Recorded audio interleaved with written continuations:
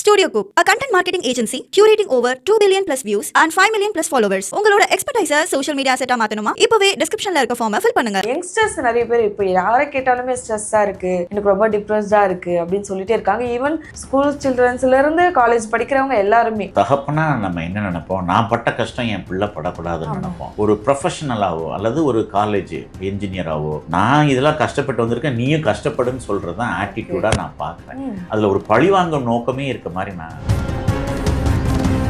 ஃபின்லாண்டில் மக்கள் சந்தோஷமா இருக்காங்க, அப்போ ஃபின்லாண்டை தானே நம்ம அடாப்ட் பண்ணணும்.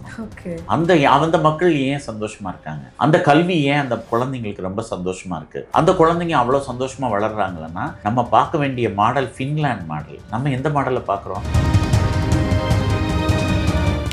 நம்ம ஆட்டிடியூடே லைஃபுக்கு மாறணும். எல்லாமே ஒரு பணத்தை நோக்கியும் அதனுடைய பகட்டை நோக்கியும் அதை காண்பிக்கிறத நோக்கிய ஓட்டமாக தான் இருக்குது.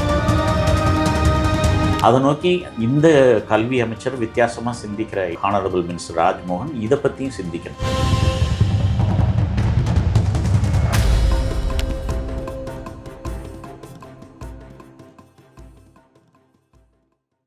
யங்ஸ்டர்ஸ் நிறைய பேர் இப்போ யாரை கேட்டாலுமே ஸ்ட்ரெஸ்ஸா இருக்கு, எனக்கு ரொம்ப டிப்ரெஸ்டா இருக்கு அப்படின்னு சொல்லிட்டே இருக்காங்க. ஈவன் ஸ்கூல் சில்ட்ரன்ஸ்ல இருந்து காலேஜ் படிக்கிறவங்க எல்லாருமே. அது உண்மையாவே அப்படி இருக்குதா, இல்ல அவங்களுக்கு இந்த சொசைட்டில நிறைய ப்ரெஷர் வருதா அப்படின்ற ஒரு கேள்வி இருக்குல்ல, எப்படி பாக்குறீங்க? உண்மையிலே ஒரு தகப்பனா நம்ம என்ன நினைப்போம், நான் பட்ட கஷ்டம் என் பிள்ளை படக்கூடாதுன்னு நினைப்போம். ஆனா ஒரு கல்வியாளராவோ ஒரு ப்ரொஃபஷனலாவோ அல்லது ஒரு காலேஜ் என்ஜினியராவோ நான் இதெல்லாம் கஷ்டப்பட்டு வந்திருக்கேன், நீயும் கஷ்டப்படுன்னு சொல்றது தான் ஆட்டிடியூடா நான் பார்க்குறேன். அதுல ஒரு பழிவாங்கும் நோக்கமே இருக்க மாதிரி நான் பார்க்குறேன். ஒரு 63 வயசு ஒரு சிட்டிசனா பார்க்கும்போது நாம எதை நோக்கி ஓடணும்? ஃபின்லாண்டில் மக்கள் சந்தோஷமா இருக்காங்க, அப்போ ஃபின்லாண்டை தானே நம்ம அடாப்ட் பண்ணணும்.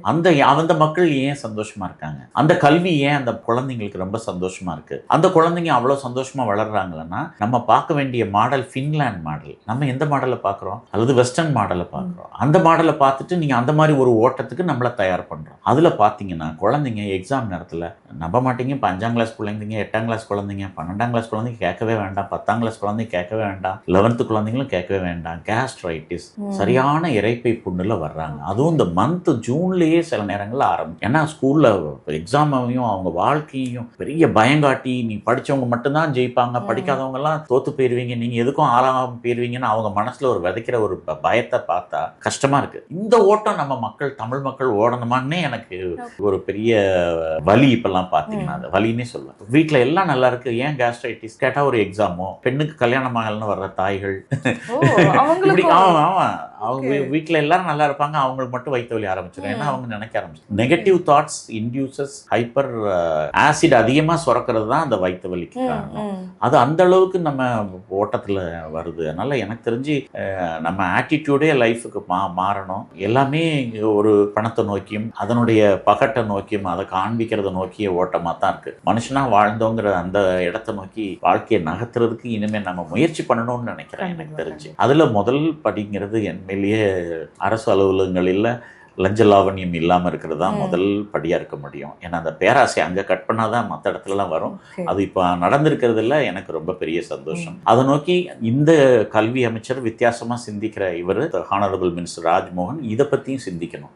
நம்ம ஃபின்லாண்ட் மாடலை தமிழ்நாட்டில் கொண்டு வரலாம் முதல் முறையாக. நாடுகளில் எப்படி அந்த கல்வி புகுத்தப்படுது, அந்த குழந்தைங்களாம் ஒன்றும் குறைஞ்சவங்க இல்லை, அறிவிலையோ விஞ்ஞானிகளோ ஆகிறதுலையோ அல்லது இன்ஜினியர் ஆகிறதுலையோ டாக்டர் ஆகிறதுலையோ. அங்கெல்லாம் இல்லாமலாம் அமெரிக்கா மாதிரி நம்மள அங்கே கூப்பிடல. பின்லாந்து, ஸ்காட்லாந்து, அந்த ஸ்காண்டினேவியன் கண்ட்ரிஸ் நம்ம போய் வியாபாரத்துக்காக அங்க போய் தங்குறவங்க இருக்கிறவங்களை நான் பார்க்குறேன். பட் அவங்க அந்த நாடா எனக்கு இத்தனை டாக்டர்ஸ் வேணும், இத்தனை இன்ஜினியர்ஸ் வேணும், இப்போ கனடாவுக்கு போகிறவங்க மாதிரி அங்கெல்லாம் நான் பார்க்கறது இல்லை. ஸ்பெஷலிஸ்ட் இல்லைன்னு தானே அந்த நாடுகள்லாம் நம்ம நாட்டு ஸ்பெஷலிஸ்ட்டை வர வைக்கிறது. அந்த மாதிரி நான் பார்க்கல. ஸோ அந்த நாட்டில் தேவையான அளவுக்கு அவங்களுக்கு தேவையான நிபுணர்களை அவங்களால உருவாக்க முடியுதுன்னா அந்த சிஸ்டத்தை நம்ம அடாப்ட் பண்ணுறது தான் சரியான புத்திசாலித்தனமான விஷயமா இருக்க முடியும். இப்போ ரீசெண்டாக வந்து நியூஸில் வந்து பார்த்தீங்கன்னா, இப்போ ஸ்கூலில் டெஸ்ட் எடுத்ததில் வந்து பார்த்தீங்கன்னா ஸ்டூடெண்ட்ஸ் இடையில டெஸ்ட் எடுத்திருக்காங்க. அதில் 4ல் ஒருத்தருக்கு ப்ரீ டயபெட்டிஸ் இருக்குது அப்படின்ற ஒரு நியூஸ் வந்திருக்கு. சின்ன பிள்ளைங்க பிள்ளைங்களே முந்தைய வரைக்கும் வயசானவங்களுக்கு அந்த மாதிரி தான் சுகர் வரும் அப்படின்றத நம்ம வந்து பார்த்திருக்கோம். இப்ப சின்ன குழந்தைங்க, அதுவும் ஸ்கூல் படிக்கிற பிள்ளைங்கள இருந்தே இப்ப வர தொடங்குதுன்றத எப்படி பாக்குறீங்க? அந்த நியூஸ் பத்தி நீங்க என்ன நினைக்கிறீங்க? நான் அது டைம்ஸ் ஆஃப் இந்தியாவில் பார்த்தேன். அது வந்து அதிர்ச்சிகரமானது தான். ஆனால் பார்க்காத விஷயம் கிடையாது. நீங்கள் யாரெல்லாம் குண்டா பார்க்குறீங்களோ, எவ்வளவு குழந்தைங்க குண்டான குழந்தைங்கள பார்க்குறீங்களோ அவங்களுக்குலாம் இன்சுலின் ரெசிஸ்டன்ஸ்னு ஒன்று வர ஆரம்பிச்சிடும். அதிக கார்போஹைட்ரேட் கையாளுறதுனால இனிப்பு பிவரேஜஸ், ஸ்வீட் பிவரேஜஸ், கூல்ட்ரிங்க்ஸு, அது தவிர ஃபாஸ்ட் ஃபுட்டு, இதெல்லாம் வந்து அவங்கள குண்டாக்கும். அதே நேரத்தில் நம்ம உடம்புல வந்து இன்சுலின் ரெசிஸ்டன்ஸ், அதாவது சுரக்கிற இன்சுலின் வேலை செய்யாமல் போகிற ஒரு கட்டம். அந்த மாதிரியான ஒரு கட்டத்தில் நீங்கள் வந்து ப்ரீ டயபெட்டிக்காக மாறுவீங்க. ஒன்று வந்து இன்சுலின் சுரக்காமல் போனால் டயபெட்டிஸ், இன்னொன்று சுரக்கிற இன்சுலின் வேலை செய்யாமல் போனால் அதுக்கு பேர் இன்சுலின் ரெசிஸ்டன்ஸ். அதுதான் டயபெட்டிஸோட 2 காரணம். ஸோ இந்த 2வது காரணம் இன்சுலின் ரெசிஸ்டன்ஸ் வர்றதுக்கான காரணம் ஒபிசிட்டி, இன்ஆக்டிவிட்டி, ஸ்ட்ரெஸ். இது தவிர அந்த குழந்தைங்கள பெர்ஃபார்ம் பண்ணணும்னு நினைப்பாங்க. இப்போ எல்லா பேரண்ட்ஸ்க்கும் என்னன்னா, எல்லாருக்குமே ஸ்கூலில் நீங்கள் பார்த்தீங்கன்னா எங்கேயாவது போனீங்கன்னா தெரியும், அந்த ஓட்டப்பயிற்சியில் போனால் என் பிள்ளை முதல்ல வரணும், காம்படிஷன் டிராயிங் காம்படிஷன் அதுலேயும் என் பிள்ளை தான் முதல்ல வரணும். நடக்கிற காரியம் இல்லைங்கிறத நம்மளே தெரிஞ்சுக்கணும். நம்ம எப்படி வளர்ந்தோமோ நம்முடைய விதை நம்மள மாதிரி தான் இருக்குங்கிறதுல அதோட கொஞ்சம் நம்ம சொபிஸ்டிகேட்டட் சர்க்கம்ஸ்டன்சஸ் கொடுக்கறதுனால நம்ம குழந்தை வேணா கொஞ்சம் நம்மளோட ஒருபடி மேலே வரலாம். பெரிய கற்பனைகளை வளர்த்துக்க கூடாது குழந்தைங்க மேலே. நல்ல குழந்தைங்களா நல்ல சிட்டிசன்ஸாக வளர்த்தாலே நம்ம பெரிய சந்தோஷப்படலாம். அந்த மாதிரியான விஷயங்கள் வேணுங்கிறத நம்ம அவங்க அட்வைஸ் பண்ண முடியும். ஸோ ப்ரீ டயபெட்டிக்கான முக்கியமான காரணம்னு கேட்டிங்கன்னா, ஒன்று அளவுக்கு அதிகமான சாப்பாடு. இதில் வந்து பாட்டிகளை தான் நம்ம கையாளணும். பாட்டிகள் நம்ம வயசு எங்கள் வயசில் உள்ளவங்க அளவுக்கு அதிகமாக சாப்பிடக்கூடாது. அரை வயிற்றுக்கு சாப்பிடுன்னு சொல்லி வளர்க்கணும். பிள்ளைங்களை தான் சொல்லலை, அட்லீஸ்ட் பேர பிள்ளைங்களுக்காவது அதை சொல்லலாம். அரை வயிற்றுக்கு சாப்பிட்டா போதும், வயிறு நிறைய சாப்பிடணும்னு அவசியம் கிடையாது. ஒரு ஒல்லியாக இருக்க குழந்தைக்கு ஃபேட் அதிகமாக கொடுக்கலாம், கொழுப்பு அதிகமாக கொடுக்கலாம், புரதச்சத்து அதிகமாக கொடுக்கலாம்.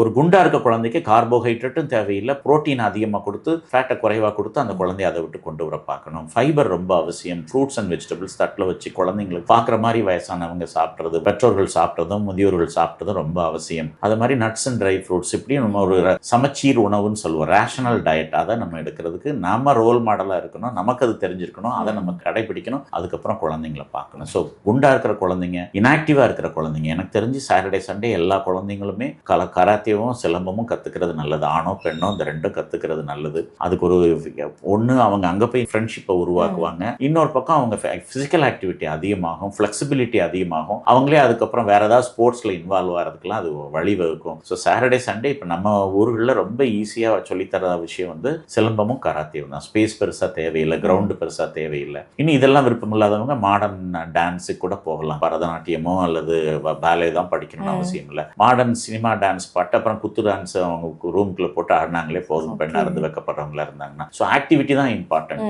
ஸோ இந்த மாதிரி அப்புறம் எல்லா குழந்தைங்களும் 10 வயசு ஆனதுக்கப்புறம் ஒரு ஸ்விம்மிங் கற்றுக் கொடுக்கறது நல்லது. சம்மர் வெக்கேஷனில் அது ஒரு பெரிய ஆக்டிவிட்டியாக இருக்குது. அப்புறம் சைக்கிளிங். ஸோ இந்த மாதிரி குழந்தைங்கள நம்ம ஆக்டிவாக ஃபிசிக்கலி ஆக்டிவாக வளர்க்குறது ரொம்ப நல்லது. நேற்று ஒரு வித்தியாசமான ஆர்டர் பார்த்தேன். ஸ்கூல் முடிஞ்சதுக்கப்புறம் 1 மணி நேரம் குழந்தைங்க ஸ்கூலில் கவர்மெண்ட் பிள்ளைங்க விளையாட போகுது. அதுவே ஒரு நல்ல ஆரம்பம். இப்போ சம்மர் சீசன் முடிஞ்சு அடுத்த மழைக்காலம் வந்து தொடங்கியிருக்கு. ஒரு டெய்லி மழை வந்துட்டே இருக்கு நைட் டைம்ல. இப்போ என்னெல்லாம் வந்து மக்கள் கரெக்டாக பார்த்துக்கணும், எதெல்லாம் இப்போ சேஞ்ச் பண்ணிக்கணும்? அது வந்து ட்ரெஸ்ஸாக இருக்கட்டும், இல்லை ஃபுட்டாக இருக்கட்டும், இல்லை அவங்க வந்து சாப்பிட்ற விஷயங்கள், வெளியில் சாப்பிட்றது, எதெல்லாம் இப்போ சேஞ்ச் பண்ணி எதெல்லாம் பார்த்து கவனமாக இருக்கணும்? பொதுவாக வந்து இப்போ மழை நேரத்தில் நம்ம வெளியில் இருக்கிறோம், மழை பெய்யுது, மழை பெஞ்சா சளி பிடிச்சிக்குது அப்படின்னு சொல்றாங்க. அதுல உண்மை இல்லை. மழையில எவ்வளவு நனைஞ்சாலும் நமக்கு சளி பிடிக்காது. ஆனா மழையில நனைஞ்சிட்டு வீட்டுக்குள்ள நுழைஞ்சதும் we have to keep ourselves warm. நம்ம உடம்போட சூடை நம்ம மெயின்டைன் பண்றதுக்கு உதவி செய்யணும். ஸோ வீட்டுக்குள்ள போனதும் வேணா ஒரு குளியல் கூட போட்டுட்டு அதுக்கப்புறம் நல்லா ட்ரை பண்ணி நல்லா துவைச்சிட்டு காய வச்சதுக்கப்புறம்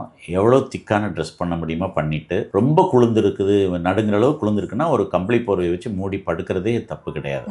அந்த அளவுக்கு நம்ம உடம்ப சூடு பண்ணிட்டு உள்ளுக்குள்ளேயும் ஒரு டீயோ பாலோ இல்லை சூடா வெந்நீரோ எதையாவது குடிச்சு சூடு பண்ணிட்டு கொஞ்ச நேரம் படுத்துட்டு குளிராத அளவுக்கு வாமான ஒரு ட்ரெஸ் பண்ணிட்டு வந்து உட்காந்து ஒரு டிவி ரூம்ல டிவி பார்த்தீங்க, ஃபேமிலியோட உட்காந்தீங்கன்னா ஒன்றும் செய்யாது. அந்த நேரம் பார்த்து எனக்கு கால் குளிர மாதிரி இருக்கு, ஒரு சாக்ஸ் மாட்டிக்கலாம், கையெல்லாம் குளிர மாதிரி ஒரு ஷால் தூக்கி போட்டுக்கலாம், இல்லை ஒரு நல்ல முழுக்கை சட்டை, முழுக்கை பனியன் வீட்டில் போடுற மாதிரி போட்டுக்கலாம். So keep your self after that warm. நீங்கள் எவ்வளோ நனைஞ்சாலும் அந்த மழையில் நம்ம சினிமாவில் காமிப்பாங்க நனைய விடாதுன்னு வச்சுக்க, குழந்தைங்களாம் ஹீரோயின் தான் நனைஞ்சு அல்லது சின்ன குழந்தைங்களாம் நனைஞ்சு தான் சந்தோஷம். எவ்வளோ வேணாலும் நனையெல்லாம் தப்பு கிடையாது. மழை மழையில் நனைஞ்சு வீட்டுக்குள்ளே போனதுக்கப்புறம் அந்த குளிர்ச்சியோடு இருக்கக்கூடாது. உடம்பை சூடு பண்ணுறதுக்கு, உடம்பு 98.6 டெம்பரேச்சரை மெயின்டைன் பண்ணுறதுக்கு நீங்கள் ஹெல்ப் பண்ணி உங்களுக்கு குளிராமல் பார்த்துக்கிட்டிங்கன்னா அதுதான் பெரிய விஷயம்.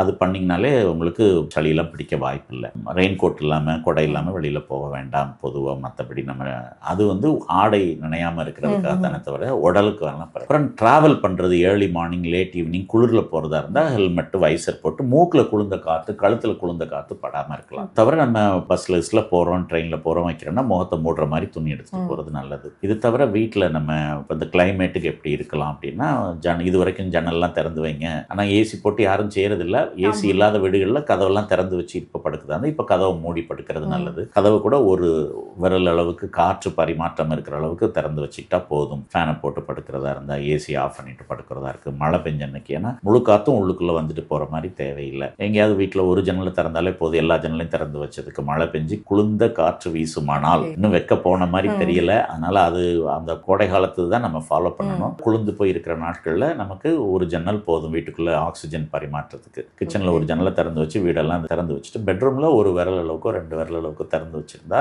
அந்த காற்று பரிமாற்றமே ரூமில் படுத்திருக்கவங்களுக்கு ஏசி போடலைன்னா நைட்டில் படுக்கும்போது பனியனோ அல்லது டிஷர்ட்டோ முழுமையாக அதனை சூடாகிற மாதிரி படுத்துக்கிறது. இன்னும் போர்வை மற்றதெல்லாமே தான். தரையில் படுக்கிற பழக்கம் இருக்கிறது அப்படின்னா தரையில் இனிமேல் கால் குளிர்ந்த அளவுக்கு வந்துட்டுன்னா கம்பளி போர்வை விரிச்சு படுக்கிறதா நல்லது. இல்லைன்னா லோ பேக் கேக் அதனாலே வரும். முதுகு மரத்து போகிறதுக்கோ முதுகு வலிக்கிறதுக்கோ வாய்ப்புகள் அதிகமாக இருக்குது. கை கால்கள் மரத்து போகிறதுக்கோ வாய்ப்புகள் இருக்குது. ட்ராவல் பண்ணும்போது சில நேரம் ஃபேஷியல் பால்சியே வரலாம். ஸோ அதனால் இதெல்லாம் கொஞ்சம் பாதுகாக்கப்பட வேண்டிய விஷயங்கள். நமக்கு இந்த இடத்துல ஃபேஷியல் நர்வு 2 பக்கம் வருது. அதில் குளிர்ச்சி படக்கூடாது. ஐஸ்கிரீம் சாப்பிட்லாம் வர்றதை பார்க்குறேன்.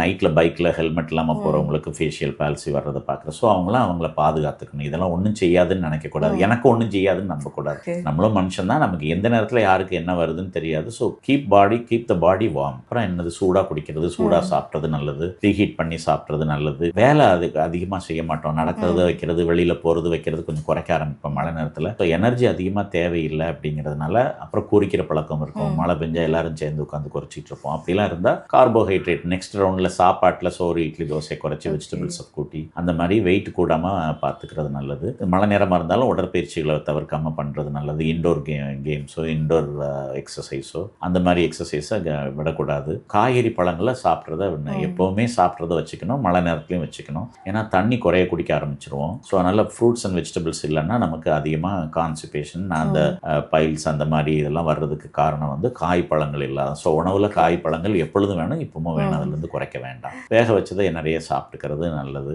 சூடாக சாப்பிட்டுக்கிறது நல்லது. அதுதான் அந்த குளிர் நேரத்தில் நம்ம கழுத்து மூக்கு காது பகுதிகளை வந்து மூடி படுக்கிறது நல்லது. அவ்வளோதான். ஸோ நிறைய விஷயங்கள் பேசணும். இப்போ இதெல்லாம் கரெக்டாக இப்போ மெடிக்கல் என்னெல்லாம் இருக்கோ அதை குறித்து நிறைய விஷயங்கள் எங்களுக்காக பகிர்ந்துக்கிட்டீங்க. மிக்க நன்றி. வாய்ப்புக்கு நன்றி.